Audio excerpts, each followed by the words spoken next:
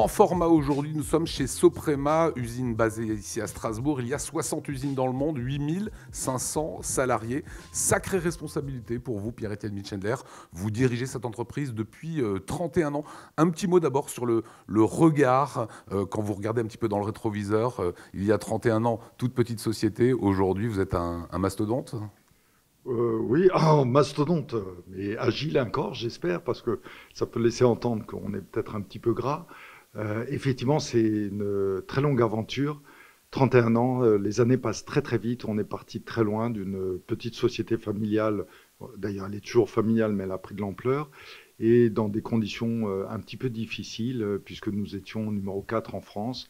Maintenant, on est devenu leader au niveau mondial, donc ça a été un grand retournement. On va parler évidemment de cette crise, hein, personne n'y échappe évidemment. Comment est-ce que vous avez vécu la crise? Comment le groupe a vécu la crise? Eh bien, comme tout le monde, d'abord avec un très, très grand effet de surprise, puisque nous avons écouté les informations sur Alsace 20, bien évidemment, et on pensait que c'était un épiphénomène qui était chinois. Et puis, petit à petit, tout s'est arrêté comme un jeu de domino. On a commencé par l'Italie, ensuite ça a été la France, ensuite ça a été en même temps l'Allemagne, la Suisse, l'Espagne, le Portugal, l'Amérique du Nord, et ça a été assez pesant, parce que finalement, on avait l'impression que tous les jours arrivait de mauvaises nouvelles. Alors paradoxalement, vous perdez pas d'argent en Allemagne, vous en perdez en France, vous n'en perdez pas en Suisse. Comment vous expliquez cela? L'attitude des gouvernements était complètement différente. Et ce que je constate dans notre métier, pour les autres, je ne sais pas trop, c'est si je regarde au niveau global, au jour d'aujourd'hui, nous sommes avec une baisse de chiffre d'affaires de l'ordre de 10% au niveau mondial dans nos activités. Vous avez des pays comme la France qui sont à moins 20.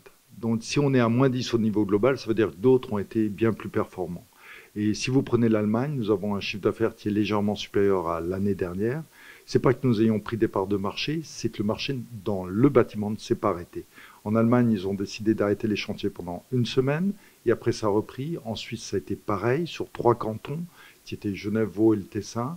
Et finalement, ça s'est développé, et nous avons pu faire face à cette crise, pour l'instant, relativement bien. Par contre, ce qui nous attend demain, ça risque d'être plus compliqué. Selon vous, est-ce que la France a bien géré la crise? Vous avez été entrepreneur de l'année en 2013, alors on ne gère pas une entreprise et un pays de la même façon, bien évidemment, mais quel regard vous portez là-dessus? D'abord, pourquoi est-ce que vous dites qu'on ne gère pas une entreprise comme un pays ou un pays comme une entreprise? Je ne vois pas très bien la différence. Un pays, il y a des citoyens, des clients, donc, puisque finalement, les ressources de l'État ou des collectivités, ce sont vos impôts, vos taxes, vos charges. Vous avez à assurer l'avenir, c'est ce que fait une entreprise en investissant dans la recherche ou dans des secteurs d'activité. Vous avez envie d'amener votre pays au plus haut niveau, que vos citoyens soient heureux, qu'ils gagnent bien leur vie. C'est ce que vous voulez faire également avec votre entreprise. Donc je ne suis pas tout à fait certain que cette affirmation soit aussi exacte que cela. Par contre, ce que j'espère, c'est que les gouvernements qui s'inquiètent un peu de la deuxième vague, vu qu'ils ont eu la première, ils sauront comment réagir pour la seconde. Et il faut absolument relancer l'économie, parce que ça peut avoir des conséquences dramatiques pour les individus, et ça peut faire beaucoup plus de dégâts que les 28 000 morts qu'on a eus sur les 66 millions d'habitants que nous sommes, hein. Il y a le futur siège de Soprema qui est juste derrière vous, qu'on est en train de découvrir là en ce moment. C'est le campus que vous allez créer juste en face ici au port du Rhin.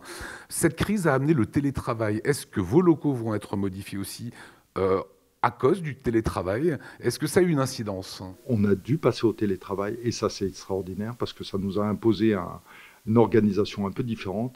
Alors le nouveau siège que nous allons faire va pas tellement changer, puisque dès le départ, on avait l'intention de donner beaucoup plus d'espace aux gens, où les gens se réunissent pour travailler ensemble. C'est-à-dire que prendre un café, aborder un sujet, être dans un contexte beaucoup plus agréable que simplement des bureaux où on est assis et on reste derrière une table de réunion telle qu'on l'est là actuellement. Et dernière question, Pierre-Étienne Mitschendler, l'écologie, vous y faites souvent référence. Vous avez eu une démarche très green, très verte de Soprema il y a déjà une vingtaine d'années. Aujourd'hui, c'est quelque chose que vous avez à l'esprit. Il faut rendre les choses plus vertes. Ce que je trouve dommage, c'est qu'on ne puisse pas venir en vélo très facilement dans des zones comme ici. Pourtant, on est à 1 kilomètre à vol d'oiseau du centre-ville de Strasbourg. Alors des efforts ont été faits, la piste cyclable s'arrête à 500 mètres d'ici, mais c'est quand même agréable lorsqu'on peut venir en vélo dans un endroit. Ce que nous, on a fait en tant qu'entreprise sur le sujet de la mobilité, c'est on subventionne les vélos que les collaborateurs veulent acheter, jusqu'à hauteur de 2 700 €. Donc on peut acheter des vélos électriques c'est subventionné. On a fait une subvention en fonction de la rémunération. Donc évidemment, quelqu'un qui a une très forte rémunération, on n'en prendra que 20% à charge. Et quelqu'un qui a une rémunération plus faible, on en prendra 70% à charge. Et en tant qu'entreprise, en tant que telle, tous les bâtiments que nous avons construits depuis 10 ans sont à énergie positive. Toutes nos productions, à l'origine, avaient des produits d'origine pétro-sourcée. Aujourd'hui, en moyenne, on est à 15% de produits qui viennent du recyclage.